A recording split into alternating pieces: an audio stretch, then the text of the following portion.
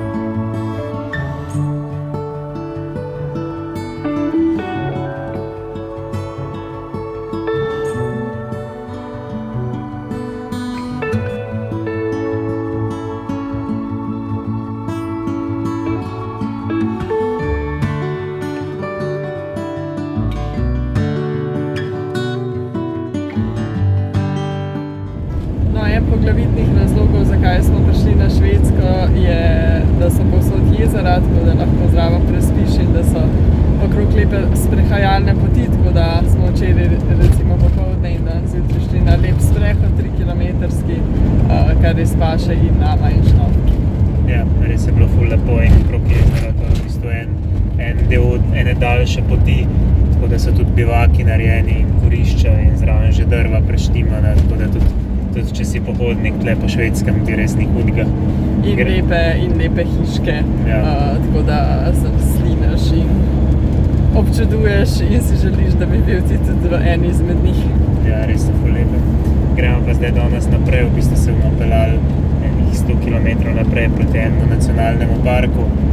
Tam bomo šli jutri verjetno hoditi, ker bo dosti lepo vreme, pa spet je dosti poti tam, ampak žal ne smemo prespati v nacionalnem parku, tako da bomo danes prespali nekje na obrobju, se pravi nekje malo pred parkom, malo za parkom v resnici, pa bomo potem jutri se nazaj zapeljali do izhodišča hoje.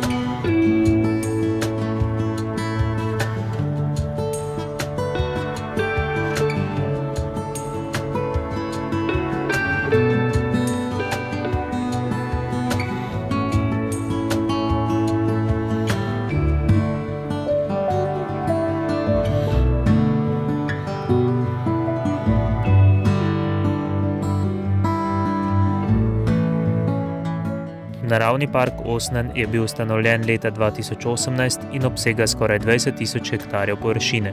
Približno 3/4 skupne površine parka predstavljajo jezera.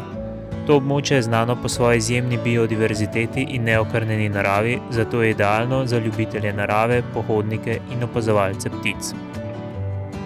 Osrednji del parka predstavlja jezero Osnim, ki je z več kot 1000 otočki pravo rajsko območje za raziskovanje. Prav tu se nahaja več urejenih in označenih poti, ki obiskovalce vodijo skozi slikovito pokrajino mimo mirnih zalivov, gozdov in travnikov.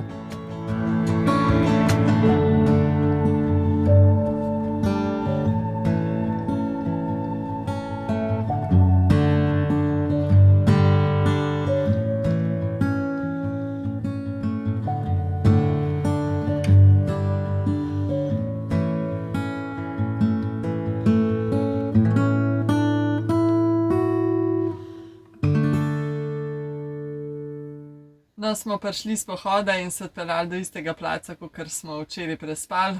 Je bil kar lep, pa tudi blizu, tako da je zelo priročno. Nam je bil pa tudi ta pohod zelo všeč, prehodili smo slabih 10 km in uživali v teh švedskih gozdovih in lepo urejenih sprehajalnih poteh. V bistvu ne vem, kdo se je imel bolj fajn, midva ali Šnofka, ker je pač res zelo lepo. Sva pa včeraj že vnaprej skuhala joto. V bistvu smo v Nemčiji kupili kislo zelje in klobasek, ki je pač tega ponavadi ne dobiš v drugih državah, kot v pri nas ali pa pač v Nemčiji in Avstriji. Tako da ja, seveda kot prava Slovenca sva mogla to kupiti in sva včeraj skuhala že vnaprej, tako da bova danes po res dolgem času si spet joto privoščila. Je pa to za ta vlog, pa se vidimo v naslednjem.